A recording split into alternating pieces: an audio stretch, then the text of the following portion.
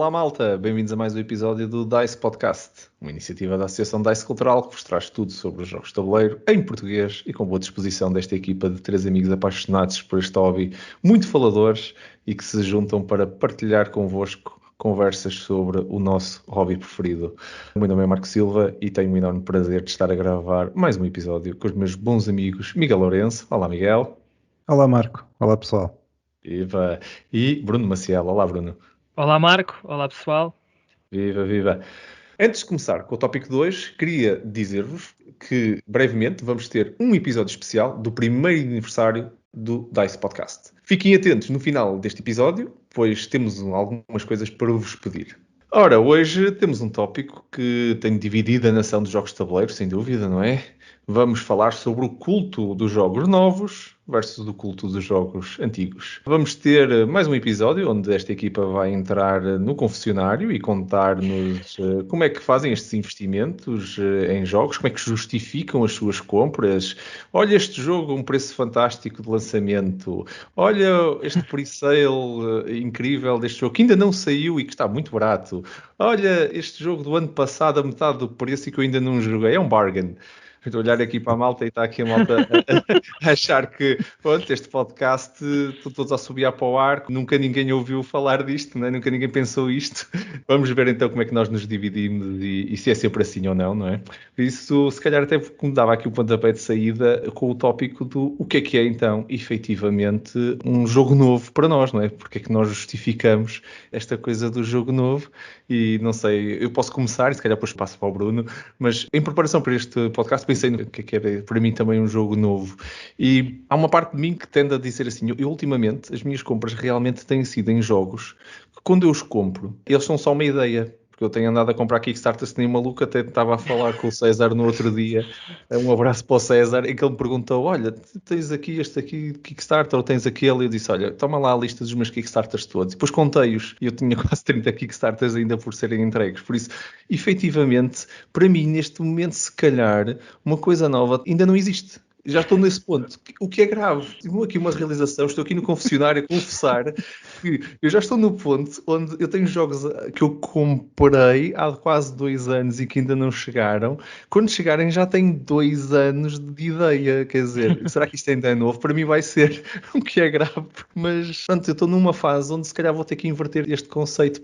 Isto é o conceito real. Podemos continuar a falar, eu vou passar a palavra ao Bruno e depois o que é que eu cheguei à conclusão. Isto é o que me acontece. Eu neste momento novo para mim já está pelas minhas compras, está numa coisa que ainda só vai chegar à prateleira daqui a 1 ano ou 2, ou a minha casa, ainda pior, não é? Vai chegar à minha casa daqui a 1 ano ou 2 e isto para mim é considerado novo. Não quero saber o que é que acontece quando os jogos já têm 1 ano ou 2 na prateleira. Mas a gente já fala sobre isso. Bruno, como é que é para ti? Olha, eu ainda não defino um jogo novo como uma ideia, porque também não exploro a hipótese do Kickstarter, ainda não explorei essa área, e para mim um jogo que ainda não é jogo, não é novo, mas eu percebo o que tu estás a dizer, porque acabará por ser uma novidade não tarda, portanto acaba por ser novo. Para mim novo, existem 2 conceitos novos. Existe o jogo que é uma novidade, que é algo que foi lançado há pouco tempo na indústria e, portanto, sendo uma novidade, é novo. E depois há aquele jogo que eu adquiro recentemente e que para mim é novo. Não necessariamente um jogo novo em termos de lançamento, mas eu costumo dizer que quando compro um jogo, até costumo mandar logo mensagens às pessoas com quem eu costumo jogar, já tenho um jogo novo para jogarmos neste fim de semana. E muitas vezes esse jogo já tem 2, 3, 4, 5 anos, só que é novo para mim. Eu faço um budget mensal para comprar jogos, está cada vez mais difícil cumprir com esse budget e estamos aqui num confessionário, portanto a patroa aqui não nos está a ouvir, mas está cada vez mais difícil, mas eu antes punha como 50 euros o meu budget mensal para comprar jogos e antes estava para comprar 1,5, eu digo 1,5 porque comprava 1 e às vezes com os livros ficava só isso, mas às vezes eu dava para comprar 2.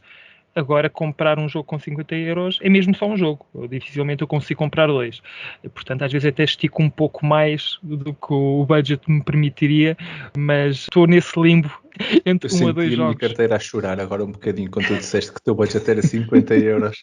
Sentia a Sim, chorar, pois, eu eu dizer, ele está-me a gostava. agredir todos os meses. Nós estamos aqui num espaço seguro, não é? Eu gostava de dizer que são 50 euros porque pelo menos mentalmente é isso que eu coloco como limite, mas a verdade é que quando eu começo à procura dos jogos nos sites online, dificilmente aquilo fica nos 50 euros e passa largamente os 50 euros. Não vamos agora falar do novo limite porque eu não o tenho, mas continuará a ser, para todos os efeitos oficialmente, será 50 euros, que não corresponde à verdade. Mas é isto, para mim novo, tanto pode ser uma novidade como pode ser algo que é recentemente adquirido. E já vamos voltar a esse conceito, porque eu também tive outras ideias, acho que tu vais comentar em cima das ideias que eu tive da minha interação a seguir ao Kickstarter. Mas Miguel, Ok. do teu lado, como é que tu pensaste sobre esse ponto do novo? O novo, eu estou um bocadinho contigo, Marco, e estou um bocadinho com o Bruno. Ou seja, os Kickstarters, eu não tenho 30 Kickstarters a chegarem, não é isso, mas tenho alguns a chegar e, portanto, aí sim, aí esses são, obviamente, são novos. E às vezes são coisas que nós fizemos back o ano passado, ou há 2 anos, em 2019, não é? E só agora é que estão a chegar, ou ainda não chegaram, ou vão chegar, e, portanto, sim, tenho alguns assim. Ainda são novos para ti quando chegam, passado 2 anos Completamente. de teres pago. Completamente. Nesse sentido, eu estou com o Bruno. Ou seja, tudo o que chega à casa é novo. Portanto, fantástico. É um jogo de 2010. Quer lá saber, é novo. Sim. Vem com o plástico, ou não, até pode nem vir com o plástico, mas é novidade, não é? Pronto, então é novo. Ok. Então vou-vos dizer o que é que eu pensei e vou ouvir os vossos comentários. Eu depois estive a pensar, para mim, ok, o Kickstarter desvia-me imenso, até porque a maior parte dos jogos que eu tenho neste momento que têm chegado a casa até são Kickstarters ultimamente. O que também me fez a pensar que nós temos que ter uma conversa sobre Kickstarters aqui com força, porque eu acho que mais gente precisa de ouvir estas partes. Eu tive aqui algumas realizações um bocado dolorosas quando fiz este exercício por causa do César. O próprio Acho que César precisas de outro confessionário, ó Marco. Eu acho que preciso Só de um este já não confessionário. chega. Precisas de outro com mais isolamento, à prova de som, à prova Eu de... sinto uma necessidade de desabafo. Vá, desabafa. Então. Ainda não. Não será neste episódio. Mas a recursos disso também me fez pensar, por causa do tópico, me fez-me pensar o que é que para mim era efetivamente novo. E realmente eu tenho aquela coisa do novo, eu sou colecionador, que vocês já me conhecem bem, não é? Por isso eu coleciono mesmo jogos, faço gosto de colecionar os jogos, já falamos sobre as sleeves, já falamos sobre os kits deluxe e essas coisas todas, e tenho aquela combinação, acho que já disse isto neste podcast uma vez, que é Limited Collector's Edition. São aquelas 3 palavras que para mim fazem-me aquela comichão em que a minha carteira começa logo a... encolhe-se toda. Ai meu Deus, ele disseram as 3 palavras mágicas. Lá vem o gajo. E pronto, e é verdade. Eu tenho assim uma sensibilidade para essas coisas. Mas independentemente desse ponto, efetivamente eu sinto que para mim novo tem a questão que vocês estão a dizer do eu nunca joguei o jogo, por isso para mim é novo, é uma novidade. Nunca experimentei, nunca tive esta experiência. Contudo, comecei a pensar que há certos jogos que eu não conheço e que já são algo antigos. Por exemplo, pronto, eu já joguei Catan. Catan é uma base. Mas há muitos jogos que eu, se calhar, hoje, se me apresentassem, do ponto de vista de mecânica, do ponto de vista de design, pronto, são jogos, se calhar, da década de 80, de 70, que são jogos bons. Muitos jogos hoje inspiram-se nesses. Mas o fator novo, eu aí já o considero, mesmo que eu nunca o tenha jogado, e atenção, não quero que quem nos está a ouvir que entenda, não, mas ele então já não joga jogos porque já são muito antigos. Não, eu gosto de os jogar na mesma. Mas já tenho dificuldade em dizer isto é novo, porque eu venho, e também se calhar defeito de formação, que eu trabalho com inovação tecnológica e ando sempre a brincar com os brinquedos que mais ninguém brinca, não é? Que ainda não estão na prateleira, não é? E se calhar por causa disso é que me portanto, no Kickstarter, não sei. Mas depois posso ter aqui uma sessão de psicologia convosco sobre esse tópico. Mas a realidade é que tive dificuldade em classificar clássicos que eu ainda não joguei e que eu comprava com um gosto e dizer isto é um jogo novo, isto para mim é um jogo que eu quero experimentar, mas tenho dificuldade, mesmo que ele tivesse com o wrap e tudo. Depois também tenho outro ponto que é, para mim é novo se ele for usado, só porque eu o comprei já usado. Todos os meus jogos que eu ainda não joguei, tirei o wrap, deixaram de ser novo apesar de não terem ido para a mesa. Pronto, confesso-vos que a minha definição de novo, comecei a tentar pensar e começou a ter estes pontos que é, eu já abri, já tirei o punch card, o que é? Isso já deixou de ser novo, mas eu não o joguei, eu tirei o punch card, selivei o jogo, meti-o na prateleira, daqui a 3 meses, ele continua a ser novo, ainda não foi à mesa. Para mim não, para mim, efetivamente, ele ele deixou de ser novo, mas ainda continua a ser uma novidade para mim, porque eu ainda não o tive. Por isso encaixa naqueles, os clássicos também encaixariam, só que o clássico entra já como não sendo novo. Mas força, Miguel, como é que tu vês isto? Eu tenho aqui uma nota para dizer que, apesar de eu ter dito há 5 minutos atrás que tudo o que chega à casa é novo, é verdade. No entanto, por exemplo, tenho nada contra o jogo. Vou pegar no exemplo que tu deste, Marco, do Catan. A primeira e única vez que eu joguei Catan, peço desculpa a quem gosta do jogo, mas aquilo cheirou-me um bocadinho a mofo. Porquê? Porque eu já tinha tido outras experiências com outros jogos mais recentes e mais, eu ia dizer mais modernos, mas não, são mesmo mais recentes, e que vieram a seguir ao Catan e que pegaram naquelas mecânicas e que melhoraram ou deram um twist qualquer. E, portanto, nada contra o Catan, mas como eu já tinha jogado outras coisas, depois, quando fui jogar Catan, pareceu-me tipo um passo atrás. Se calhar por causa disso, eu não gostei tanto de o jogar. No entanto, eu tenho aqui, atrás de mim, um jogo ainda em Shrink, que é o Tiny Epic Max, que eu ainda não consegui tirar dali. Aquele jogo para mim já não é novo. Não? Ok. Ainda está no já wrap. Não é novo. Okay. Ainda está no wrap. Okay. Porquê? Porque está cá em casa já há tanto tempo e eu ainda não o tirei do plástico simplesmente porque ainda não me deu para o tirar do plástico. E aquilo para mim já não é novo. Mas tenho aqui outros na prateleira que de certeza que quando eu os tirar aquilo vão ser novos. Outra vez. Vão ser novos outra vez. Eu vou voltar a esse ponto que criaste um paradoxo na minha definição, porque eu acho que nunca tive um jogo em casa que ainda está no plástico. Mas, força, Bruno, deixa-me pensar um bocado neste. Claramente que jogos novos que chegam a casa, que já têm vários anos, não são novos. São antigos. Para mim, se tiver mais do que 2 ou 3 anos, já os posso considerar antigos, porque à velocidade com que esta indústria funciona, eles passam a ser antigos assim, num abrir e fechar de olhos. Agora, eu gostava também de saber a vossa opinião sobre isto, porque isto, tendo em conta o título do episódio do culto do novo e o culto do antigo, eu vejo as coisas muito desta forma. Eu faço uma wishlist várias vezes, eu tenho um caderno. Eu, por acaso, estava a folhear na preparação deste episódio, estava a folhear um caderno que tem folhas de há 2 anos e meio, que eu tinha lá 25 jogos que eu tinha no wishlist. E eu, por acaso, fui verificar quantos é que eu já tinha comprado desde então. 4. De 25 comprei 4.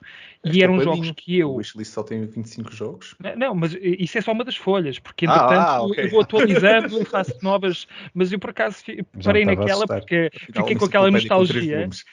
Fiquei com aquela nostalgia ao ver, olha, eu fiz isto há 2 anos e meio, porque eu tinha lá datas de outras coisas que estava a fazer e por acaso deu para perceber que tinha 2 anos e meio. Mas dos 25 jogos eu só comprei 4 desses jogos que estavam no wishlist. E isso, o que é que me diz? Realmente eu quero tanto estes jogos, porque é que eu não comprei mais jogos? Se eu os identifiquei é porque realmente eu estava interessado neles. Para mim o culto novo tem muito a ver com isto, que é tudo o que é novidade sobrepõe-se àquilo que eu tenho interesse e que já é antigo. E eu acho que isto também tem muito a ver com a necessidade de partilha, que eu, pelo menos, eu gosto muito de jogar um jogo e partilhar experiências com alguém que também o jogou, ou que está a jogar. E normalmente isso é mais fácil com jogos que estão a sair, que são novos, porque há muita gente como eu que os compra na mesma altura, que os joga na mesma altura, e se eu partilho numa rede social que joguei este jogo, à partida vou receber feedback desse jogo. Se eu jogar um jogo que já saiu há 6 ou 7 anos, eu sei que o impacto não é o mesmo, portanto, eu acho que isto também tem aqui um pouco de influência e para mim o culto novo é um pouco isto. Tudo o que é novidade e que me interessa, se eu tiver entre uma coisa e outra, olho para a minha wishlist de 25 jogos, esquece lá isso fica para depois. Se eu não te comprei até agora, posso esperar mais 1 ou 2 anos e se calhar 3, pelos vistos é isso que está a acontecer, e se calhar compro um jogo que eu conhecia há uma semana atrás porque vi um conteúdo no YouTube de alguém a falar e que me interessou, e eu deixo lá ver como é que isto funciona e compro já sem pensar 2 vezes. Enquanto que um jogo que eu já estou bem documentado, que é algo que eu tenho quase certeza que vou gostar, está ali na lista de espera e os jogos vão continuando a sair e a lista de espera está cada vez maior. Portanto, comigo funciona muito assim. Não sei como é que é convosco, mas eu funciono muito assim. Eu sou culto novo, claramente, neste sentido. Portanto, é meio culto novo, meio FOMO, não é? Meio Fear of Missing Out. Exatamente. Certo. Sim, claramente. Sem vergonhas mesmo. Tudo bem. Isto é um confessionário, é seguro. É seguro, exatamente. Olha, eu vou saltar aí então e vou-te dizer que eu também considero que sou culto novo. Eu acho que não consigo não ser. Eu sou culto novo em tudo. Em tecnologia, em jogos de tabuleiro, pronto. Tudo que consigas imaginar efetivamente, eu sou culto novo. Por isso não consigo não ser aqui. Acho que já vem da ADN, não sei, que ele já deve ter, ficou imprinted em mim e já não dá para fazer de outra forma. Mas a realidade é que define o culto novo muito parecido com o que tu estás a dizer, que é, ok, há aqui uma coisa nova, porque para mim as coisas, e, pá, eu já faço inovação há muitos anos, já faço tecnologia também há muitos anos e eu vejo coisas novas e por isso é que eu adoro o culto novo. Mas nunca vi nada, tipo, é muito raro, não é nunca, mas é muito raro tu vês uma coisa completamente nova, quer dizer, de género, olha, o manual foi pela janela e agora construí uma coisa nova, não construí em cima de nada que já exista. E que sempre que tu acrescentas qualquer coisa, pá, podes fazer uma grande asneira, não é? Se vocês estão a fazer uma sobremesa e lhe decidirem pôr piripiri, é uma coisa nova que vocês acrescentar, mas se calhar a sobremesa não fica fantástica, se calhar não é o ingrediente certo para fazerem aqui. Portanto, nos jogos, uma coisa boa, não é? Que está a funcionar, lá porque meteram qualquer coisa não fica o melhor, pode ter ficado drasticamente pior. Mas, tendencialmente, as coisas novas foram pegar em tudo que já existiu, misturaram coisas que funcionava muito bem e outra coisa que funcionava muito bem e de vez em quando fazem uma coisa ainda melhor. Por isso é para mim, o que eu penso é sempre, é para mim difícil eu não ver um grande hype e uma coisa que eu, como tu disseste, por exemplo, sei lá, vi um podcast ou um comentário no YouTube de alguém sobre um jogo, até mesmo de vez em quando, neste podcast vocês já me disseram alguns jogos, fiquei entusiasmado, ou que eu já tinha ouvido falar e depois ainda fiquei ainda mais entusiasmado. Isso aí eu não consigo não sentir. Não consigo dizer, epá, pronto, olha, vou pegar naquele que eu já sei, que já vi, que já tem 2 anos e que já está na minha lista há imenso tempo e que se calhar é tão caro como aquele, ou este novo, que agora eu já tinha o dinheiro, ou até já consigo, se calhar estava ali perto do budget e faço aquele esforço extra que ninguém viu, porque continuamos entre os 50 euros, eu e tu, claro. Nós já tínhamos isto combinado, acho claramente. Certamente. E pronto, e ficamos dentro dos mesmos 50 euros, ficam assim certinhos, com mais um bocadinho uns pozinhos em cima, mas ninguém viu, e passou. Enquanto que o outro não passou porque não havia aqueles pozinhos a mais, porque não havia, se calhar o FOMO, o Miguel já vai falar, já vai também se calhar nos julgar neste confessionário pelo FOMO, mas não, que não há juízes aqui, isto é um lugar seguro, não há juízes. mas a realidade é, eu sinto isso, eu sinto mesmo que é mais fácil não investir num jogo novo, recente deste ano, acabadinho de sair ou a lançar, do que fazer esse investimento num jogo que já tem 4 ou 5 anos. Contudo, quero abrir a exceção, porque eu gosto dos clássicos, eu gosto de ver as origens. Eu próprio estou a tentar criar alguns jogos e tenho andado, já de vez em quando falo convosco sobre isto, e a realidade é, eu também me gosto de inspirar nessas coisas, e gosto de saber as origens das coisas, gosto de sentir, há certos jogos que influenciaram tantos outros, e ir ver essa mecânica no seu estado mais puro, vamos dizer assim, sem ter sido contaminado pelas outras todas e ter se tornado uma coisa ligeiramente diferente, ou até bastante diferente. Eu gosto de fazer essa experiência. Mas, como eu próprio já o disse, eu não consigo chamar isso novo. Não consigo dizer que tenho um jogo novo, uma coisa nova. Não. Tenho um jogo giro, interessantíssimo, que quero experimentar e que até gosto de saber mais sobre ele. Mas não consigo chamar novo. Mas para mim é difícil fazer o que o Miguel disse. Eu fiquei a pensar nisto e só queria deixar esse ponto de chegar num jogo aqui a casa e não fazer o punch. Minha namorada até tem dificuldade em não se livrar logo. Já aconteceram episódios complicados de jogos que têm sequência nas cartas e que foram slivados. Quando eu fui a olhar para o manual disse, não mantiveste a ordem disto? Não, pois não. Ok, então deixa-me ver online como é que eu vou voltar a pôr isto na ordem que estava, porque aparentemente precisa estar numa certa ordem. Já aconteceu. Por isso isto é o quão não sobrevive. Não precisa de ir para a mesa naquele dia, mas isso vai acontecer. É o entusiasmo. Deixa-me só dizer que é o único jogo que eu tenho aqui que está em plástico ainda. Olha, joguei-o com o Daniel Alexandre, um abraço para ele, com a Nazaré. Olha, nos tempos em que a gente se juntava em casa uns dos outros para jogar, pronto, né? Coisa há muito tempo, mas jogamos pouco tempo depois de chegar. E foi engraçado que a Nazaré não gosta nada de jogos com tiros e coisas, e aquele até é um programável muito giro, por isso fica, experimenta, a gente tem que marcar aí uma coisa digital para fazermos isso. Ele vai continuar no shrink, mas pronto, depois pode tirar-lhe o shrink a dizer, já joguei o jogo. Acho que é isso que vai acontecer. Acho que vou tirar o shrink e depois dizer, pronto, já está. Eu qualquer dia eu pego nisto. Pronto. E depois vai para a outra prateleira da vergonha. Mas para a pergunta do Bruno sobre se tens culto do novo e culto do antigo, o que é que tu dizes? Não. Eu sou claramente também culto do novo.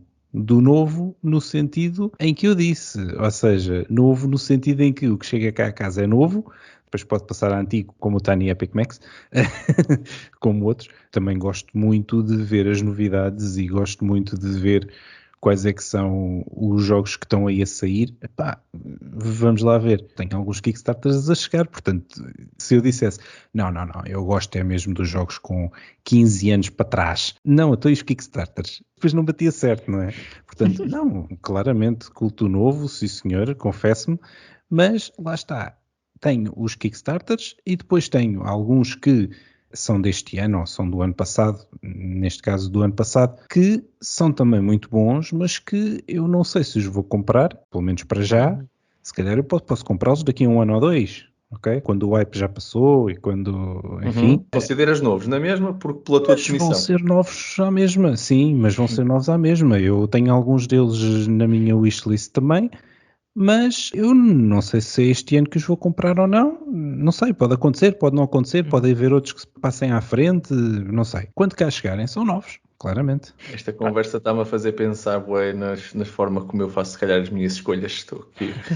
Estou aqui a ter que criar uma framework de escolha diferente, porque vocês estão-me a fazer pensar. Mas, Bruno, eu consumo mesmo muita coisa que tenha a ver com jogos de tabuleiro. Eu estou a trabalhar, estou a ouvir podcasts, ou estou a cozinhar e estou a ver canais de YouTube.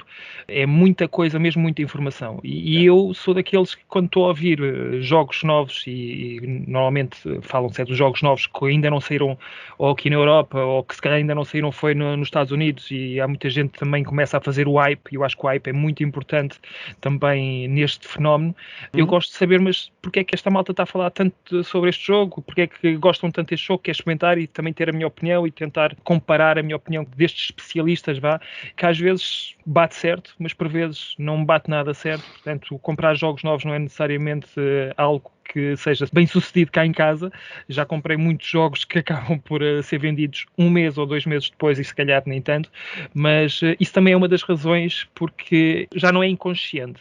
Eu compro jogos novos e, se eu não gostar, eu tenho muito mais facilidade em vendê-los logo a seguir, enquanto eles são falados, enquanto são recentes, do que se eu comprar um jogo que já tem 5 ou 6 anos e agora quer vendê-lo, mas quem é que vai querer comprar este jogo? Portanto, também existe esse fenómeno. Mas também queria aqui deixar claro, porque eu sou totalmente culto do novo, mas, tal como o Marco, eu também tenho aqui uma parte de mim que é colecionista. Eu já falei mais de uma vez sobre isto. Eu faço a coleção da Queened Games, que é a Master Print Series, aqueles os famosos jogos que parecem livros quando estão na estante. Sim. Um dos exercícios que eu mais gosto de fazer também é de tentar descobrir estes jogos que estão out of print e que de vez em quando eu consigo encontrá-los em segunda mão, portanto não são novos, lá está, mas tenho que completar a coleção. Portanto, eu não sou totalmente de culto do novo. Eu, às vezes, por outras razões, também vou à procura de jogos mais antigos, mas também gosto de descobrir jogos que pouca gente conhece ou que tiveram um hype numa altura e que rapidamente desapareceram, e porque é que deixaram de falar neste jogo que realmente é bom. Eu muitas vezes até vou ver no Google, procuro Hidden Gems de jogos de tabuleiro, e depois há lá sempre alguém que fala de jogos que eu nunca ouvi falar e vou interessar-me, e de repente isto interessa-me, e o jogo já tem 5 ou 6 anos, eu mando vir e o jogo é espetacular, e gosto de ser evangelizador desse jogo. Parece com um orgulho, não sei o porquê, mas um orgulho em falar de um jogo que quase ninguém conhece. Portanto, não é totalmente culto novo. Se eu tiver que pender para um lado, é certamente para esse, mas há parte de mim que de vez em quando gosta de explorar o antigo e procurar aquilo que mais ninguém conhece, mas que já existe há muito tempo. Há aqui um misto. Tenho que dizer que reconheço esse valor e essa valência. Já me apresentaste muitos jogos que eu também não tinha conhecido, e eu também sou um gajo que, pronto, estou sempre ou a ver, ou a ler, ou a ouvir alguma coisa sobre jogos de tabuleiro ao longo do meu dia, e acho que isso também é bom para a gente, que temos aqui na equipa, de andarmos a descobrir e a partilhar exatamente isso, e acho que isso é fantástico.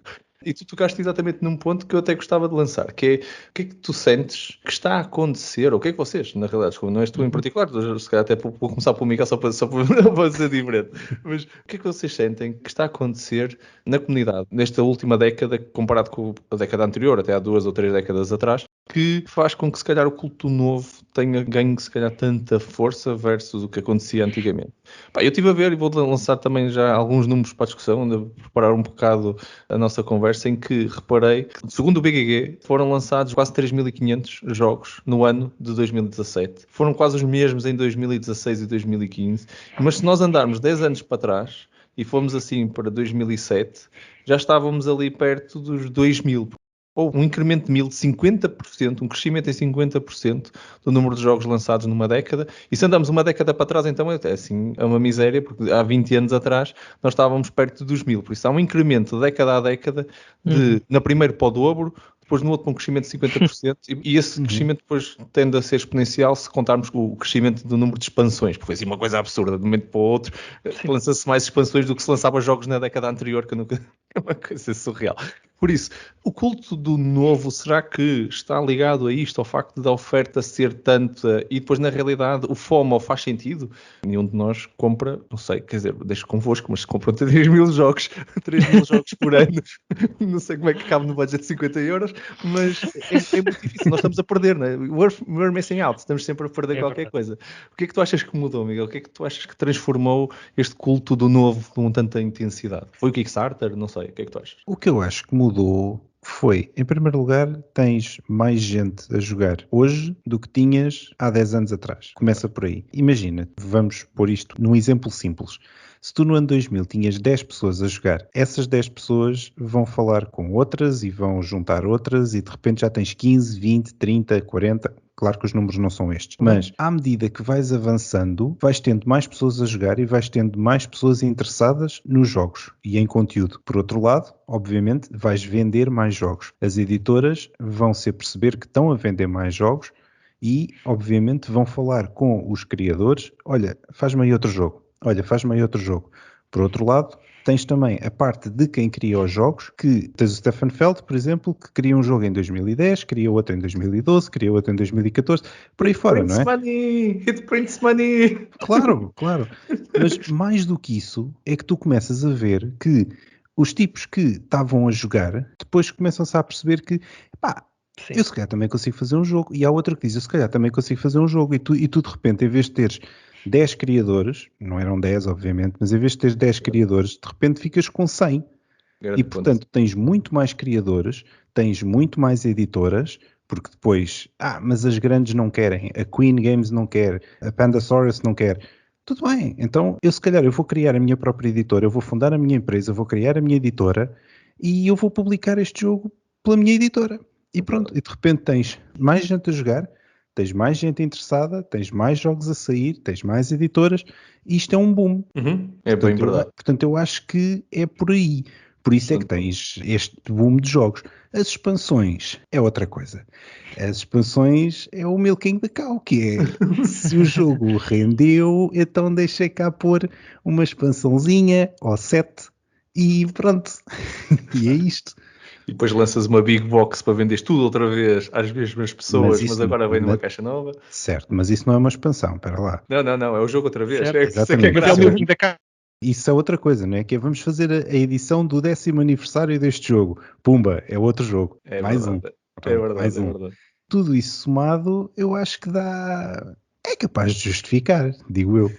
Olha, mas tu tocaste aí num ponto interessante, mas ainda assim vou passar também ao Bruno e depois se calhar se quiseres complementar, falaste muito sobre o ponto do que é que mudou na indústria, mas ainda temos a perspectiva das pessoas para ficarem mais influenciadas pelo culto do novo. Isto podia ter passado ao lado, mas a realidade é que as pessoas estão a tentar ir atrás dessas coisas todas. Mas adorei o ponto de maior número de criadores hoje em dia, e é verdade, hoje em dia as pessoas não têm tanto medo de criar um jogo, há mais empreendedorismo, vamos dizer assim, indie, independente. E publicar, exatamente, self-publish, decidir publicar o próprio jogo, isso é muito fixe.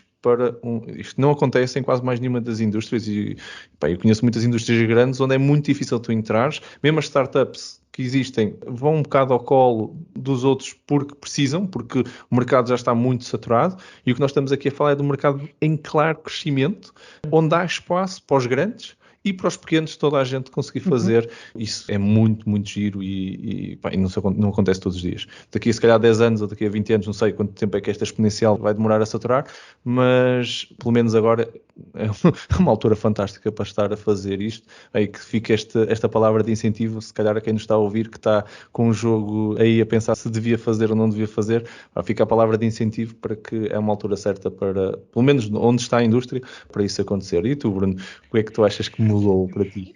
Eu acho que o Miguel já tocou em vários pontos e eu queria só acrescentar mais alguns que também têm a ver com a proliferação das redes sociais. Acho que tem muito impacto sobre o crescimento da indústria e por isso isso também, eu acho que nós, como gamers, também contribuímos para o desenvolvimento da indústria, porque acabamos por ser nós também a passar muita palavra e a ensinar novas pessoas a jogar, e por isso acabam por haver mais jogadores. As redes sociais fazem com que os jogos e os diferentes jogos, por isso é que agora, antes se calhar eram, vou falar um número, mas que não é este o número, mas antes eram se calhar 50 jogos que eram conhecidos, mas agora as redes sociais conseguem chegar a muito mais gente, e 50 passámos para 75, depois para 100, depois para 150, e agora há centenas de jogos que todos os meses são falados em diferentes plataformas, portanto há de chegar ao consumidor. Acho que também há aqui um fenómeno que é a evolução natural de quem é gamer. Eu vejo-me a mim há 10 anos como um gamer casual, se calhar nem chamava gamer, mas pronto, vamos dizer um jogador casual que comprava de vez em quando jogos, porque gostava de jogos, e depois fui começando a interessar cada vez mais pelo hobby, como há muita gente que eu conheço que também fez a mesma evolução que eu, e que hoje se considera como hardcore gamer e que quer estar a parte de tudo aquilo que se passa na indústria. Quer ter o máximo de jogos possíveis, porque quer saber falar sobre os jogos, porque quer saber porque é que o jogo é assim ou assado, porque é que se fala disto, porque é que se fala daquilo, e quer estar informado. E isso, eu não posso falar sobre aquilo que não sei, por isso tenho que o jogar. Eu sei que já estou a falar, se calhar, de um nicho, dentro do nicho, que são pessoas que já estão há muito tempo dentro do hobby, mas eu acho que isto tende a crescer, porque quem é hoje um jogador casual, um jogador que joga só de vez em quando, se calhar daqui a 10 anos, tal como eu, está na posição em que nós estamos, em que conhece tudo o que existe em termos de plataformas onde eu posso extrair informação sobre jogos de tabuleiro, que compra jogos todos os meses, coisa que não faz neste momento, tal como eu não fazia há 10 anos atrás. Eu acho que isto também tem a ver com os próprios jogadores e a evolução dos jogadores que estão a acompanhar a evolução do mercado. Acho que é um excelente ponto. Vocês os dois fizeram pontos muito, muito fortes e acho bastante interessante, principalmente a parte das redes sociais. Eu até acrescento nesse ponto só os criadores de conteúdos, porque neste momento é muito mais fácil de conhecer os jogos. Eu lembro-me quando, vou fazer um paralelo com a música, eu sempre adorei música, quem me conhece, eu até tenho uma guitarra tatuada no meu braço direito, eu adoro música, e eu gostava de ouvir música que ninguém ouvia. Havia pessoas que vinham ter comigo e que gostavam, o que é que estás a ouvir agora? Eu andava para aí a ouvir concertos, procura de festivais e tudo indie, muito underground, para encontrar música diferente e nova, e andava sempre à procura dessas coisas. E o Spotify veio mudar a forma como eu fazia isso. Eu lembro-me, nunca mais me esquecer, das recomendações, do motor de recomendações, que de um momento para o outro me está a mostrar música que passado uma semana estava no catálogo, passado 2 semanas aparecia-me nos sítios onde eu ia procurar ativamente. Isso aí mudou a forma como eu comecei a consumir música, porque aquilo acertava em tudo. E eu quando cheguei lá, eu disse, eu já estou a ouvir estas bandas todas, ou então havia uma ou outra que eu não estava a ouvir. E o esforço que eu tinha de andar atrás dessas coisas antes, que era manual, passou a ser uma coisa passiva. Os jogos de tabuleiro foi a mesma coisa. Eu lembro-me quando eu comecei a jogar, não havia nada. Eu ia para a Arena lá no Porto, várias lojas, que havia uma loja, 2 lojas, e era tudo ali. E era o único sítio onde tu conseguias ir buscar coisas. Tinha um colega meu que ia para a França, e com o pai ia à França, e trazia coisas de França que nós em Portugal não tínhamos. Eu era miúdo, e o que é que eu podia fazer? Andava fascinado com as coisas. Os tabletop RPGs e tudo. Só de pensar a quantidade de tabletop RPGs que nasceram na década de 80 e 90, que eu não vi, e que só depois fui conhecê-los muito depois, e eram novos para mim, porque em Portugal não havia, quer dizer, como é que passaram 10 anos e eles nunca tinham visto aquilo era uma coisa completamente nova. Nós estávamos muito atrasados, do ponto de vista de chegar estas coisas a Portugal, cultura geek, a cultura pop, que hoje chamamos pop, na altura não era popular, não era, era muito, muito, muito, muito pouco popular, era uma coisa que havia um nicho de pessoas que tinha, não havia mercado, não havia nada, e tinhas que andar a escavar muito, muito fundo para conseguires encontrar seja o que for de interessante. Hoje, isso mudou drasticamente. Hoje, é fácil. Eu tenho dificuldade em filtrar a quantidade de informação que tenho. É mais por aí. Sim. Esse esforço, neste momento, agora estou ao contrário, não tenho ninguém que me faça uma filtragem única, eu tenho que ir a várias fontes na mesma, e já parece que estou à procura dos concertos outra vez, dos cartazes dos concertos, dos festivais e essas coisas todas para encontrar as bandas. Mas a verdade é, isso alimenta a cultura do novo, na minha opinião. O facto de haver todo este conteúdo a ser produzido, não só do ponto de vista de número de jogos, mas do ponto de vista de conteúdo sobre os jogos, as duas coisas estão a acompanhar uma à outra, e nem se acompanham muito bem, porque com estes números, tipo, quase 5.000 jogos ou expansões a saírem por ano, ou 6.000, se calhar 10.000 por ano agora, eu só tenho números até 2017, todas as fontes que eu vejo não vejo 10.000 jogos num ano. Isso posso... 10.000 jogos a expansões. Claro que não. Por isso eu estou a perder muita informação. Mas mesmo assim, é mais do que eu consigo consumir. Eu na Microsoft no Alta tenho uma expressão que é drinking from the fire hose, que é beber da boca de incêndio, que é assim, quando estás a beber de uma boca de incêndio é quase impossível sem te afogares, não é? É mais ou menos essa a sensação que eu tenho hoje em dia. Mas mesmo assim, para mim alimenta esta sensação de estar sempre atrás do novo. Porque o antigo fica antigo muito rápido. O antigo fica antigo no próprio ano. Se saem mais de 10 mil jogos num ano, o antigo vai ficar antigo demasiado rápido. Mesmo só pela pura quantidade. Quer dizer que se tu passares 3 anos, são 30 mil jogos. E agora tu estás à procura do cherry picking em 30 mil. Se tu continuas a esticar a janela de uma década, não é? São 100 mil jogos. Tu vais escolher o teu budget, para ti é tudo, está ao teu alcance. Abriste um universo de 100 mil jogos para comprar. É impossível. Então as pessoas tendem a centrar-se, se calhar, no mais presente e no que é hype e tudo. O que é mau. O que é triste para mim, e dou-te muito valor a Bruno, a ti, por vezes esse evangelismo como sendo importante. Eu tento fazer o mesmo, e acho que estamos aqui também a fazer este podcast também para criar um bocado desse awareness. Sim. Tu tocaste aqui num ponto, exploraste-o de uma forma que eu ainda não tinha pensado, mas é engraçado, porque há uns anos atrás, quando eu digo há uns anos atrás, talvez há 10 anos atrás, enquanto as redes sociais ainda não eram um veículo muito importante neste hobby, e neste momento acho que é essencial para o desenvolvimento do mesmo, nós, para aprender um jogo, tínhamos que ler o livro de regras, praticamente. Hoje, há jogos que ainda não saíram e já têm, se calhar, 2 ou 3 produtores de conteúdo que têm tutoriais na internet. Eu acho que isso também diz muito da evolução que o próprio hobby teve e quanto isto proporciona. Neste momento tens uma facilidade de interessar-te por uma coisa nova porque é acessível e porque tens informação também mais fácil. Não sei qual é que é a palavra certa, mas tu praticamente não tens que ir à procura de informação. A informação é dada-te de bandeja, coisa que há 10 anos atrás ou há 15 anos atrás não era assim. Tinhas que ir atrás dela, tinhas que comprar primeiro, depois é que irias ler o livro de regras. Poderia ser bom, poderia não ser. Hoje tu vês o jogo a ser jogado porque muitas das editoras pagam a pessoas para fazer playthroughs antes de o jogo ser lançado para as pessoas ficarem interessadas, é o tal hype, não é? E acabam também por aprender o jogo antes de ele ser lançado, e eu acho que isso é muito interessante, e acho que o Cult of the New acho que vai ainda ser mais exponenciado nos próximos anos, não tenho dúvidas. Tu falaste agora dos números e não tenho dúvidas que isso vai acontecer. Se calhar não a esse ritmo, acho que há uma altura e está também começar a abrandar. Tudo tem um teto. É verdade. Mas Bruno, estamos longe disso. Bruno, deixa-me só acrescentar aí um ponto, que é, provavelmente há 5 ou 10 anos atrás, o Kickstarter deixava que quase qualquer pessoa metesse lá um projeto. Tivesse feito ou não feito ou o que fosse, dava. Punhas lá e tal, isto ainda não está feito. E eles não queriam saber. Hoje em dia, eles obrigam-te a já teres esses vídeos, a ter as coisas. Ele já tem que estar muito bem estruturado e muito bem feito. E já tens que ter esses playthroughs e esses how to plays e não sei o quê. Ou seja, as regras também mudaram. Percebes? Exatamente. E portanto, como as regras também mudaram, esse conteúdo, tu passas a ter mais conteúdo, certo? Mas também porque as regras mudaram e porque agora as coisas já não se fazem como se faziam há 10 anos atrás. Claro. Percebes? Sem portanto, dúvida. Isso também ajuda, não é? Sim, tens razão. Eu acho que esse tema até depois vamos ter que explorar num dia sobre se o Kickstarter está efetivamente a fazer bem ou mal este nosso mercado, exatamente pelo ponto que é uma barreira de entrada, se calhar, a estas ideias que nós estávamos a dizer que precisam de continuar. Mas um tema para, sem dúvida, para outro episódio. Eu só queria, antes de nós fecharmos, queria-vos deixar aqui mais um tema para nós falarmos um pouco, que é, se nós hoje temos ou não mais peso na nossa experiência o hype. O culto do novo, alimentado pelo hype. Nós já vimos que somos todos culto do novo, ok? Cada qual um bocado à sua maneira, com mais shrink wrap ou não, mas somos todos culto do novo. Então, e o hype? O hype do novo, o que é que isso nos faz no momento em que jogamos? Não é no momento em que compramos. Isso que compramos, acho que não há ninguém que vai dizer que o hype não tem peso na compra, isto não vale a pena discutirmos sequer isso. Mas quando jogamos, quando vai para a mesa, quando nós estamos naquela parte do ir procurar o vídeo, de encontrar qualquer coisa sobre aquilo, aquele rush.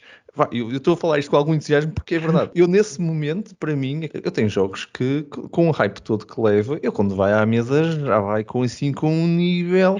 de vez em quando até é mau para o jogo. ok? Claro. Porque eu vou com um entusiasmo tão grande para o jogo e depois vou ver e digo assim, ok, está desequilibrado aqui. Esta coisa aqui se calhar não ficou aqui, olha, esta parte não foi bem testada. Se calhar foi um bocado rushed. E começar a sentir, ok, tem minis. Ok, fantástico, pronto, ok, tem minis. Um abraço para o Diogo, que neste momento nunca está a dizer, pronto, olha, lá estou outra vez com as minis. Mas é verdade, eu também sou assim. Mas no final do dia, eu estou muito mais entusiasmado por causa do hype. E isso alimenta-me o Cult of the New, sem dúvida, porque vou comprá-lo, mas também alimenta na mesa. Alimenta-me a experiência, de vez em quando negativamente, mais uma vez, porque pá, há jogos que efetivamente levam com um hype por alguma coisa, design, qualquer coisa, e depois pá, a experiência é um conjunto de aspectos que quando chega à mesa não há maneira de tu camuflares aquilo, não é? Quer dizer, por mais sugarcoating, não é? Por mais bonitinho que aquilo esteja, se depois a mecânica estiver partida de alguma forma, isso vai-se sentir. Depois, como vai com muito hype, se calhar, se não fosse, eu tinha passado, aquele tinha passado nos pingos da chuva e até dizia, olha, está um jogo giro, vamos jogá-lo outra vez. E depois pode, foi aqui um bocadinho, não estava à espera que fosse melhor. E de vez em quando já não vai à mesa tantas vezes por causa disso. Não sei. Bruno, queres dizer o que é que tu achas? A mim irrita-me profundamente. Irrita-me mesmo muito, porque a mim até me causa algo na minha mente que eu vou já pronto para destruir o jogo. Eu compro, porque teve um hype às vezes desmesurado, porque coloca o jogo lá nos pinkers, lá no céu, e eu posso já ter tido uma experiência com aquele autor ou com aquela editora não muito positiva, e quando ponho o jogo na mesa eu já vou pronto para ver qualquer coisa de errado que o jogo possa ter. Okay. Mas comprei o jogo e aquilo funcionou. Mas também depende do histórico, do editor, da editora. Eu acho que até é mais do criador, do designer do que da editora. Porque se for alguém que eu conheço e que tem feito jogos bons ano atrás ano, eu acho que quando eu compro o jogo pelo hype, eu vou mais na predisposição de ver o que de bom o jogo tem.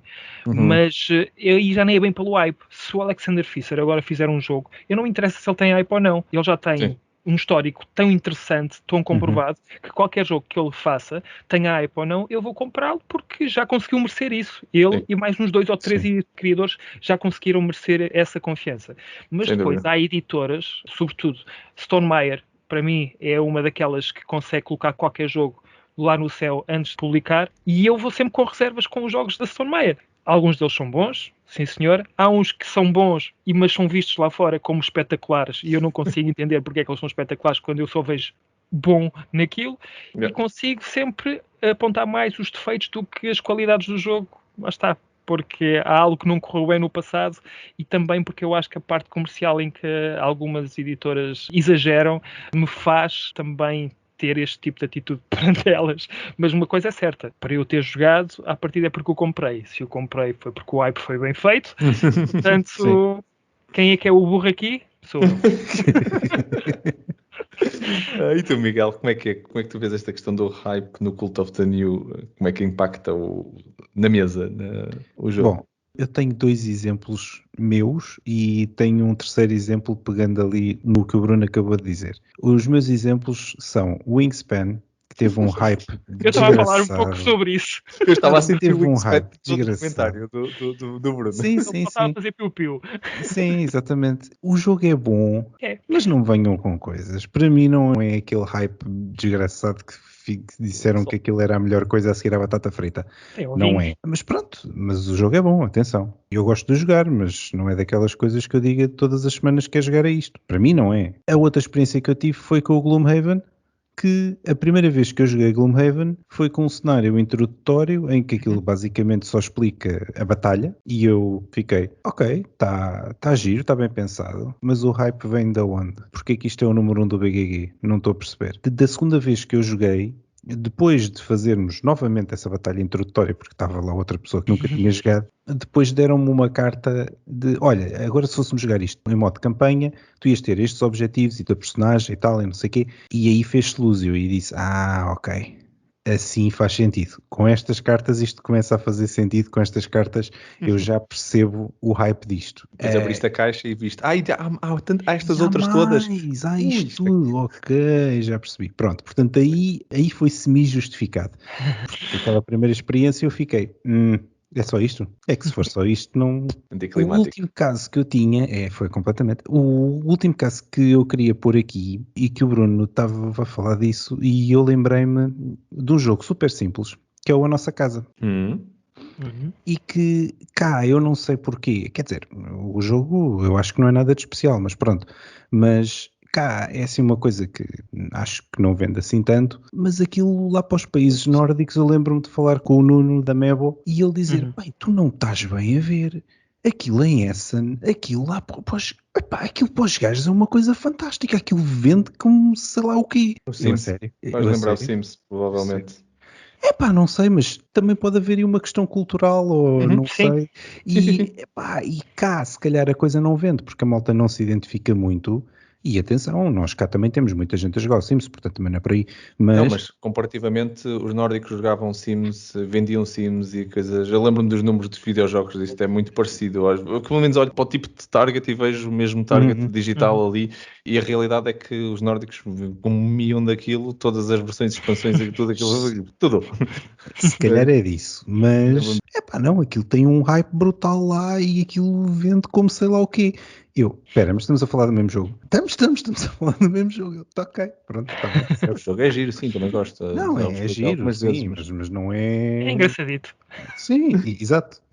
Eu estou nessa como o Bruno. É engraçadito, sim. Se tiver meia hora, eu posso pegar nele. Sim, é um jogo familiar. Sim. Não é? Sim. Mas eu acho curioso o vosso ponto, porque concordo com ele, como é evidente, mas eu sinto que esta questão do hype tende a ser mais complexo. Ora bem, se pensem assim, quando vocês compram um jogo, vocês já têm a influência toda do hype, seja como for que vocês viram online, o Big Hotness, vocês vejam como foi que vocês chegaram àquele hype. Está toda a gente a falar daquilo, bem ou mal, não é? Está toda a gente a falar daquilo. Mas eles só falam nisso se ele for novo. Se pensarem bem, então vocês não têm aqui esse ponto. É muito difícil aparecer sobre um jogo antigo. Ou então, e para fechar e para deixar aqui no ar, uma segunda edição, um reprint de uma coisa que já saiu. E esses momentos, é engraçado que eles voltam se calhar a ser novos. Ou uma expansão. Sim. Depois sim, esqueci-me das expansões. Peço desculpa, que agora representa quase 25% do crescimento do hobby. Uma nova roupagem, tipo um Sim, rococó, um Kanban, e as pessoas voltam a ter interesse no jogo, sim.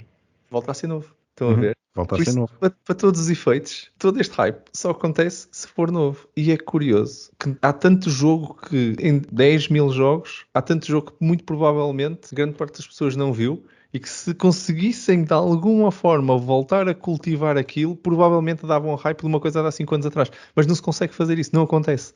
E isso é uma coisa, se calhar, para todos pensarmos agora enquanto vamos para a nossa rúbrica.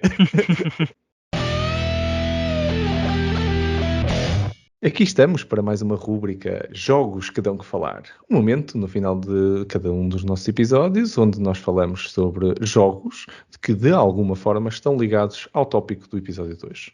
Por isso hoje vamos falar de 3 jogos ligados ao tema culto dos jogos novos versus culto dos jogos antigos. Bruno, queres dar aqui o pontapé de saída hoje? Que jogo trazes tu então? Então, o jogo que eu trago hoje, e trago hoje por causa do tópico do Cult of the New, é o Praga Caput Regni, que foi um jogo lançado em 2020 pela Delicious Games e o autor é o Vladimir Sushi. É um jogo de 1 a 4 jogadores. E porquê é que eu estou a trazer este jogo? Para além de ter sido lançado em 2020, é um jogo que é feito, ou pelo menos foi criado por Vladimir Sushi, que é um dos meus autores preferidos. E como eu disse há pouco, quando estava a falar sobre os créditos firmados que alguns autores têm, este foi um dos jogos que eu estava mais à espera que saíssem em 2020 para poder experimentar, mas confesso que até comprar o jogo eu pouco sabia sobre o jogo. Portanto, foi mesmo aquela compra de é novo, é do Vladimir Sushi, portanto não tenho aqui muitas dúvidas sobre aquilo que estou a fazer. Eu vou tentar resumir a minha experiência com o Praga e porque é que eu gosto tanto do jogo, mas se quiserem depois também ver uma review mais completa, mais detalhada, sugiro que vão ao site meusjogos.pt. Eu fiz recentemente uma review sobre este jogo e vai ser muito mais detalhado do que aquilo que eu vou-te explicar hoje. Então, este jogo tem como pano de fundo a cidade de Praga e estamos aqui um pouco com um contexto histórico. O rei Charles IV, que foi o rei da Boémia e também do Império Romano naquela altura, estava baseado em Praga e queria fazer de Praga então a cidade mais prestigiada do reino, e aquilo que nós somos no jogo, somos cidadãos abastados que querem de alguma forma impressionar o rei, e a forma como vão impressionar o rei é ajudar nas construções para que a cidade realmente seja uma das mais prestigiadas e que realmente mereça ser a capital do reino, que é o que quer dizer Caput Regni. Um jogo euro, totalmente euro, em que as mecânicas são muito mais o foco do que o tema, mas eu costumo dizer, e cada vez mais acredito nisto, que estes jogos euro, sobretudo os mais recentes, o tema é aquilo que existe na proporção que nós queiramos que ele exista, porque há jogos que realmente são secos e o tema pouco sobressai, mas eu acho que recentemente os autores e as editoras fazem um esforço para que as ações, as ilustrações, puxem ao tema. Podemos abstrair-nos delas. Neste jogo, eu acho que é difícil de nos abstrair, porque tantas ilustrações, os elementos 3D, a própria história, alguns pormenores que são deliciosos no jogo, tudo transporta a factos históricos e que, lá está, se quisermos ter atenção, vamos dizer que há muito tema neste jogo. Se quisermos abstrair, vamos dizer que é só um conjunto de mecânicas, depois vai dar uma vassalada de pontos aos géneros de Stefan Feld, não tão de forma tão exagerada, mas quase qualquer coisa que façamos no jogo vai dar pontos. Então, vamos construir, ou pelo menos ajudar nos projetos urbanísticos na cidade, porque há uma zona velha e uma zona nova, vamos lá para construir edifícios. Para construir edifícios, quase como todos os euros, nós temos que ir buscar recursos ou produzi-los, e isso existe no nosso player board, que é uma construção de engenho em que nós temos que produzir ou pedra ou ouro, e a pedra vai servir para construir um tipo de edifícios mais castelos do que outra coisa, enquanto que o dinheiro vai mais pender para a construção de edifícios que tenham mais a ver com o palácio e com uma determinada zona da cidade. Portanto, há aqui já escolhas. Existe também a construção da ponte, que existe mesmo, e a própria ponte tem uma história. Vocês, se jogarem o jogo e virem uns ovinhos, vão achar muito estranho como é que um jogo de construção tem um dos componentes que são os ovos. Eu próprio não sabia, e o próprio manual de regras tem ali uma página dedicada à parte histórica do jogo, e eu não sabia, mas essa ponte ruiu em tempos, e na reconstrução houve alguém que se lembrou de usar os ovos como material de construção, pelo menos um dos componentes, ou não pensem que aquilo é construído com ovos, não. Os ovos fazem parte do material de construção, não sei se é pela consistência, por ser pegajoso, não faço ideia, mas a verdade é que reza a lenda, que aquela ponte ainda hoje tem esses elementos na sua construção, porque desde então não ruiu mais vez nenhuma, portanto parece que aquilo funcionou. Se fosse hoje em dia, se calhar era porque o senhor tinha uma quinta, não é, de coisas e quis vender os ovos, e foi assim que conseguiu encaixar. É possível, mas eu acho esse pormenor delicioso, e lá está. Para quem disser, toda a gente pode dizer que aquilo tem pouco tema. Eu acho que aquilo tem tema em quase tudo. E eu acho esse pormenor delicioso porque os ovos realmente têm algo de histórico, e acho muito interessante. Depois também existe o palácio que está a ser construído, o castelo que está a ser construído. E isto é o que nós vamos estar a fazer durante o jogo. Como é que vamos fazer isto? Existe uma roda com várias pecinhas que têm as ações que podemos realizar, e aquilo que fazemos é tiramos uma peça, essa peça tem duas ações possíveis, e dentro dessas duas ações possíveis escolhemos uma e depois colocamos novamente a peça no início da roda. A roda gira, as coisas ficam ou mais caras ou mais baratas, porque até determinada altura existe um preço a pagar, e depois a partir de uma determinada altura, ou seja, quanto mais tempo as peças ficarem sem serem utilizadas, elas vão ficando, não é baratas, há uma altura em que elas até dão benefícios. E existem aqui decisões muito interessantes, que é o que é que eu quero fazer, realmente quero fazer isto, ou quero aproveitar o bónus daquela ação que não quero tanto fazer, mas o bónus é mesmo muito interessante. A determinada altura, aquilo que vamos fazer vai dar pontos em praticamente tudo. Eu vou fazer esta ação que está encadeada com aquela, e às tantas, como eu estava a dizer há bocado, é um pouco a Stefan Feld, é uma salada de pontos, em que eu faço uma ação que me dá um ponto aqui, que me permite desbloquear aquilo ali, que me dá mais 2 pontos acolá, e no final da ação eu fiz 6 ou 7 pontos, porque as coisas encadearam-se. O jogo é muito interessante, é altamente estratégico, tem decisões táticas também muito, muito interessantes. O player board é, como eu vos disse, é praticamente uma construção de engenho. Eu posso querer extrair recursos, ou posso querer evoluir no meu nível de produção. E se eu fizer isso, não estou a recolher os recursos todos que posso recolher no momento, portanto vou ter que gastar uma ação depois, mais tarde, para recolher ainda mais recursos, porque aumentei o nível de produção, mas não os recolhi. Agora, se eu vos disser que num jogo todo, e estamos a falar de um jogo que demora 1h30 a 2 horas, mais ou menos, vocês têm 16 ações. Quando digo isto às pessoas, as pessoas não se apercebem, porque estão à espera de jogar um jogo em que vão ter múltiplas ações durante 1h30, mas se eu digo há 16 ações para fazer até ao final do jogo. Possivelmente mais uma ou duas, porque existe forma de nós gastarmos umas peças que nos permitem fazer mais ações. Quando nós pensamos que temos 16 ações, a coisa fica curta. as ações começam a valer mesmo muito. Tudo aquilo que eu faço vai ter impacto. Ao início eu tenho que construir algo, um engenho, e depois tenho que começar a usufruir desse engenho mais tarde. Mas lá está, se eu quiser aumentar o meu nível de produção uma vez, tenho que gastar uma ação. Se eu quiser aumentar novamente, já são 2 ações.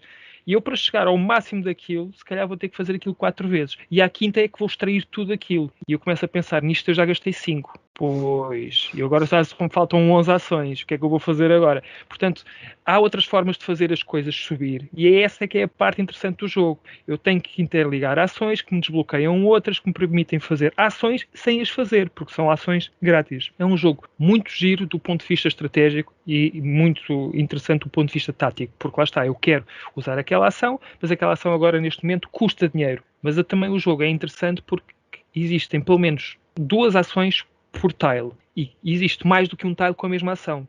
Isto quer dizer que muitas vezes uma das ações que eu quero fazer está num momento em que ainda tem custo e a outra se calhar já está numa parte em que já tem benefícios. Portanto, o jogo não te limita a esse ponto em que tu tiraste-me aquela ação e eu queria tanto fazer e agora já não posso fazer.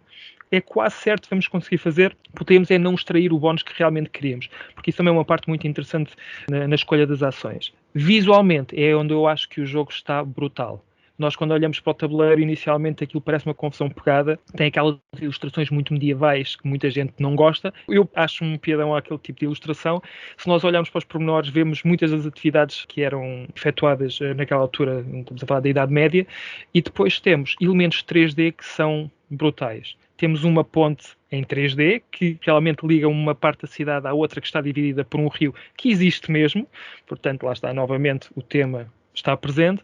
Temos depois 2 elementos que é o castelo e o palácio, que nós vamos subindo com os cubos, mas existe mesmo um elemento vertical e um elemento horizontal. Isto, olhando para o tabuleiro e vendo aquelas peças em 3D, acho que eleva o jogo logo para outro patamar. Podemos jogar sem ele, podemos jogar com ele, e isso, jogando com ele, a experiência aumenta. E de que maneira? Eu diria que é um daqueles jogos que inicialmente parece muito complicado. Tem muitas regras, não vou dizer o contrário. Tem. Mas quando eu explico o jogo, jogamos um turno, 2 turnos, eu digo-vos, ao terceiro turno, praticamente as perguntas deixam de aparecer pelo menos com a mesma frequência. Porque já começamos a perceber a dinâmica, começamos a perceber o que é que está ligado com o quê e a coisa começa a ser intuitiva. É um jogo do Vladimir Sushi, portanto, para quem o conhece, sabe que ele tem esta coisa de uma ação despleta a outra e com uma ação só escolhida acabamos por fazer 3 ou 4 coisas, isso é muito satisfatório. Tem muita estratégia diferente, eu já abordei estratégias diferentes e gostei bastante da diversidade que o jogo oferece. A complexidade não é assim tão alta como o jogo aparenta. Acho que o tema está presente em quase tudo. Visualmente é fantástico. É de longe, para mim, o melhor jogo de 2020. E eu joguei alguns bons jogos em 2020, mas acho que não há um que se equipare a este. Pode ser que ainda não tenha jogado todos e mude de opinião entretanto. E posso até dizer, lá está, estamos no confessionário ainda ou não? Estamos.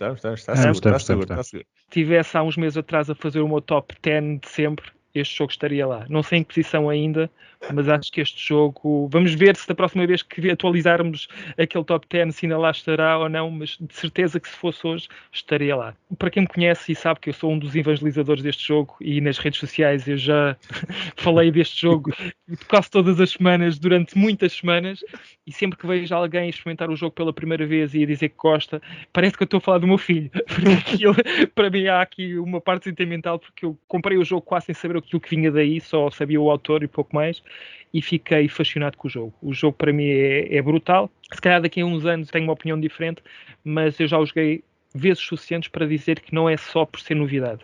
Posso dizer que já joguei pelo menos umas 9 ou 10 vezes para um jogo de 2 horas mais ou menos de duração. Não é costume, apesar de ainda se considerar que seja novidade. E sempre que me convidarem para jogar, eu estarei presente, porque continuo a ter muita vontade de o jogar. Ainda não me fartei do jogo, isso é bom sinal. Praga, sim senhor. Se quiserem ler a review do Bruno, deem uma vista de olhos à descrição do podcast. Está lá o link para a review que o Bruno fez. Acho que vocês já devem ter visto que o Bruno gosta. Acho que não há aqui dúvidas, por isso deem uma vista de olhos à review. Gosto mesmo. Miguel, e da tua parte, que jogo trouxe tudo para nós hoje? Ora, da minha parte, eu trago um jogo que há de ser deste ano. Ou seja, eu trago um jogo que fiz back no Kickstarter, se não me engano, no final de 2019, há de estar a chegar. É o Legacies, chama-se Legacies. É um jogo de 1 a 6 jogadores e foi criado por Jason Brooks e publicado pela Brooks Pun Games. Portanto, neste caso, o Jason é uma pessoa que está a publicar o seu primeiro jogo e ele criou a sua própria editora, que é esta Brooks Pun Games, para o fazer. E então, este Legacies, eu acho que ele passou um bocadinho debaixo do radar, eu não tenho muita certeza, pelo menos eu não me lembro de ter visto assim um grande hype em relação ao jogo, mas eu encontrei-o, vou-vos ser sincero, já não me lembro muito bem como, mas ainda bem que eu encontrei, porque eu gostei imenso do que vi. Vou-vos já dizer, é um jogo complexo, é um jogo que não é um jogo familiar, é um jogo complexo. É um jogo em que estamos no início do século XIX, e somos um nobre ou uma celebridade ou o que seja, somos uma das pessoas mais famosas do século XIX. Já agora deixem-me só fazer um parênteses. Há algum jogo em que nós sejamos um camponês? Porque normalmente somos sempre nobres, somos sempre... O Agrícola, o Stone Age... Eu acho que não é célebre ali. Acho que ali trabalhas. Certo, mas a quantidade de jogos em que nós começamos a dizer somos uns nobres ou somos uns... não é? Enfim, estamos no início do século XIX, então somos uma dessas pessoas famosas e queremos deixar um legado para os séculos seguintes. Então, é um jogo que vai desde o século XIX, desde o início do século XIX até ao século XXI, vai corresponder a 300 anos, que são 6 rondas de jogo. Portanto, cada ronda corresponde em mais ou menos a 50 anos. E então, durante cada ronda, nós podemos escolher quem é que vão ser os nossos sucessores, não são os herdeiros, ok? Pensem nisto como uma empresa ou como uma dinastia em que nós escolhemos quem é a pessoa que nos vai suceder e a pegar na nossa fortuna. Eu trouxe este jogo para já porque é claramente um Cult of the New, porque vem de um Kickstarter, mas também porque o jogo para mim tem tanta coisa interessante, tem tanta coisa que eu gosto que promete bastante. Tem poderes variáveis de personagens, que é daquelas coisas que eu digo, sim, bora. Depois, cada personagem pode ter relações mais simpáticas ou mais antipáticas com várias zonas do tabuleiro, porque depois o tabuleiro também tem várias zonas e várias, eu vou-lhe chamar NPCs, ok? Mas, por exemplo, tem uma zona em que tem um político, tem outra zona em que tem um comerciante, tem outra zona em que tem outra personagem qualquer. Então, a nossa personagem, quem nós somos, pode ter uma relação mais amistosa com um político e menos amistosa com o outro ali ao lado. E, portanto, é muito engraçado com isso e essas relações mais simpáticas ou antipáticas depois faz-nos dizer que quando nós formos estabelecer uma relação com aquelas pessoas que estão no tabuleiro, nós podemos ou ganhar um bónus ou até ter coisas mais baratas ou não pagar, simplesmente. Por outro lado, temos também os player boards, têm duas faces. Eu, para a minha personagem, eu posso escolher se quero essa personagem com relações mais amistosas ou mais ofensivas para os outros jogadores. É muito engraçado, não é a primeira vez que isto aparece em jogos, mas é daquelas coisas que tu ficas, isto faz com que este jogo possa ser jogado, quer por pessoas que são assim mais amigáveis e que não gostam tanto de conflito direto, não é? E eu digo, não, ok, então vamos virar os nossos tabuleiros todos para cima e está a andar. Mas também podes jogar com pessoas que nós gostamos é de andar à batatada uns com os outros.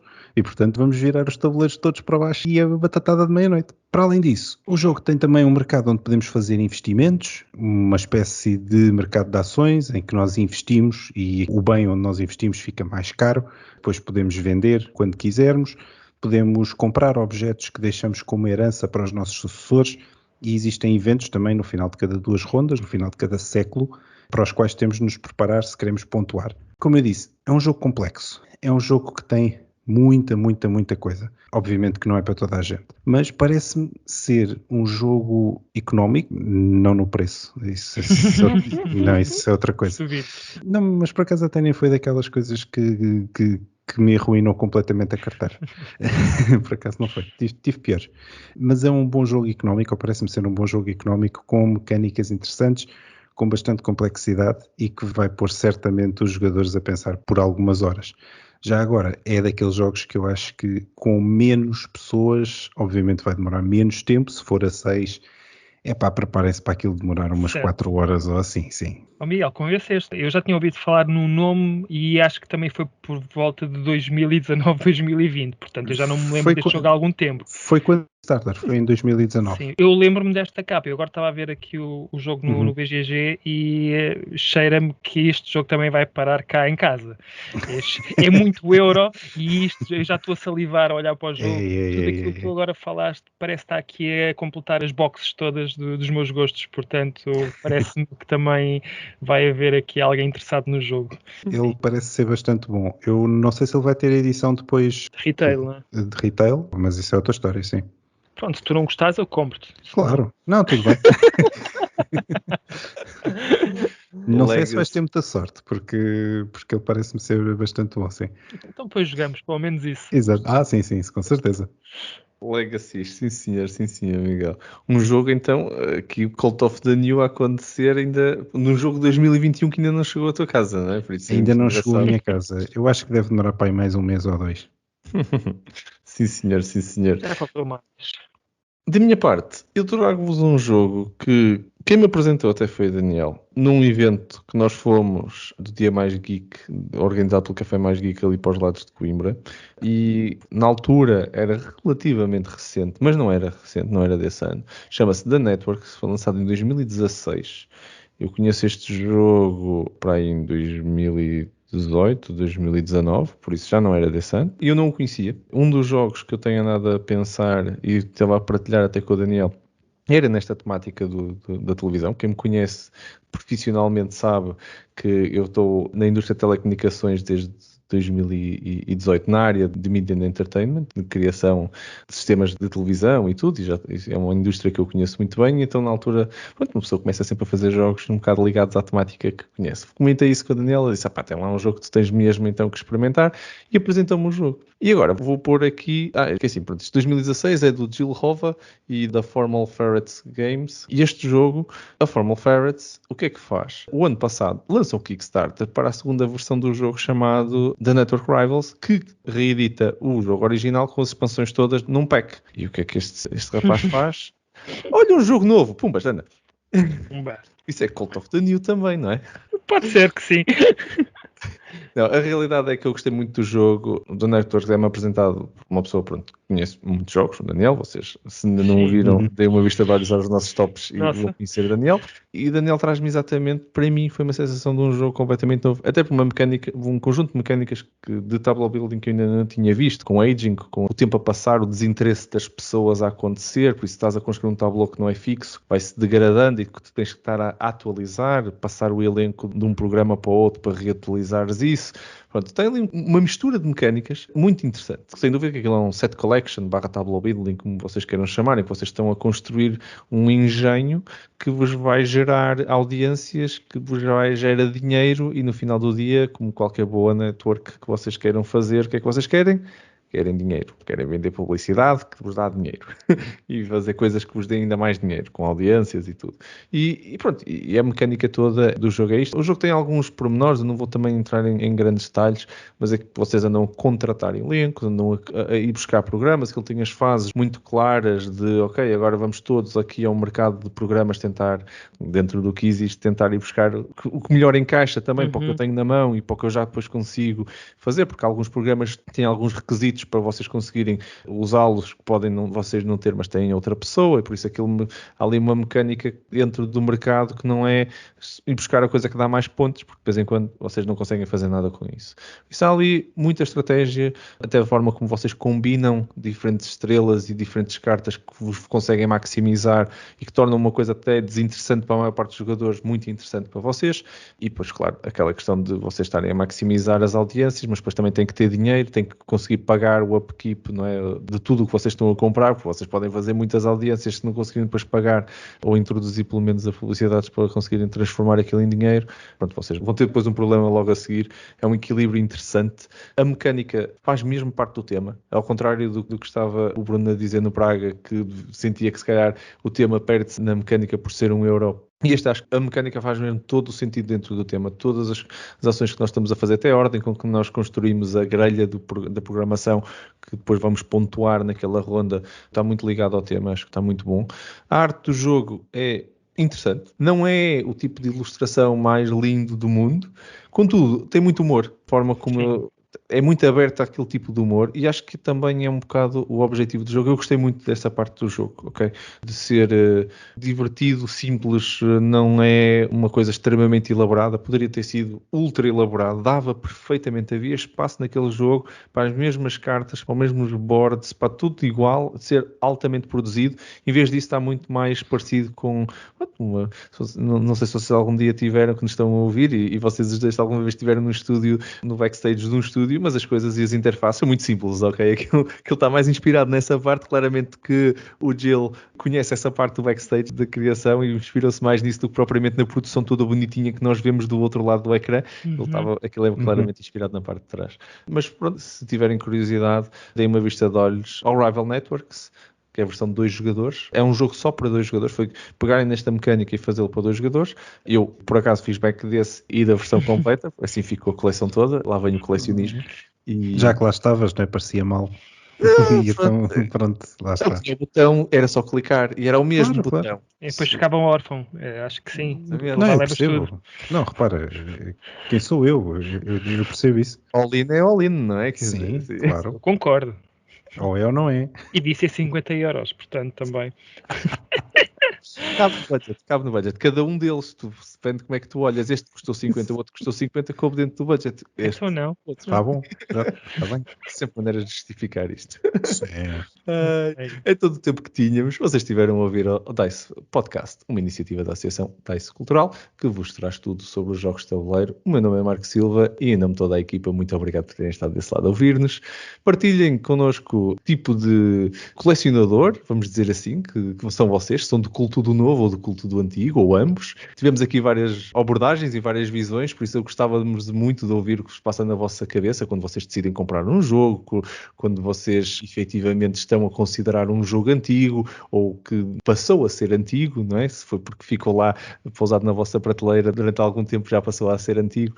Adorávamos conhecer como é que vocês veem este tema. Deixem-nos então os vossos comentários, as vossas ideias, feedback ou opiniões sobre o podcast, ou então sobre o tópico mesmo, e deixem isso então nas redes sociais, no YouTube, ou então podem nos mandar um e-mail para podcast@dicecultural.org. Os links estão todos aqui na descrição do episódio. Nós teremos sempre muito gosto em receber o vosso feedback e ajudar-nos a crescer com as vossas ideias. É uma ajuda muito grande e que nós agradecemos. Se gostaram do episódio, não se esqueçam de subscrever para não perderem nenhum outro episódio. Se gostaram mesmo muito do episódio, não se esqueçam de partilhar o link com os vossos amigos e nos ajudarem a chegar até eles e a continuar a crescer. Bruno e Miguel, mais uma vez, é um prazer imenso ter estas conversas convosco. Adoro sempre oportunidades que estes episódios nos dão de vos conhecer um bocadinho melhor e destas partilhas, e é uma honra gravar mais um episódio convosco. Muito obrigado. Obrigado eu, Marco. Prazer é nosso, acho eu. É pá, mais ou menos. Não. Estou a brincar. É mesmo brutal. Estamos quase a chegar a 1 ano de podcast e esta é a mensagem que queríamos deixar para vocês. Foi uma viagem incrível, graças a todos vocês. E como já devem ter visto nas redes sociais da DICE Cultural, estamos a fazer um apelo a todos vocês para partilharem um breve vídeo ou áudio gravado com o vosso telemóvel, com uma curta mensagem que nós gostaríamos de usar num episódio especial que vamos lançar dentro de algumas semanas. Por isso, visitem o Facebook da DICE Cultural, o link está na descrição e têm todos os detalhes de como fazer isto para nos ajudarem. Adorávamos poder contar com a vossa participação para fazer parte dessa celebração connosco. Muito obrigado, malta. Façam isso, por favor. E aproveito para referir que os nossos eventos semanais têm acontecido e continuam a acontecer no formato digital, no Discord da DICE Cultural. Se têm saudades das jogatanas que nós costumávamos fazer presenciais, juntem-se a nós à sexta-feira para jogarmos e matarmos um pouco essas saudades juntos. Têm o link para o Discord também na descrição do podcast. Também andamos a produzir muito mais conteúdo, tanto vídeo no YouTube da DICE Cultural para vocês que não vão querer perder, como também podem dar uma vista de olhos à área de board games do site do nosso parceiro meusjogos.pt, como já foi referido até aqui, para até verem o artigo do Bruno. Vão ao meusjogos.pt e vejam isso. Podem também encontrar os links para tudo isto e muito mais dentro da descrição. Nós cá estaremos para o próximo episódio, onde vamos falar sobre pintura de miniaturas, por isso não vão querer perder também o próximo episódio. Vamos ter umas surpresas para vocês lá. Até lá, fiquem na nossa companhia destes nossos podcasts. Muito boas jogatanas, continuem seguros e um abraço para vocês, malta. Muito obrigado por estarem desse lado. Até à próxima, pessoal. Tchau, pessoal.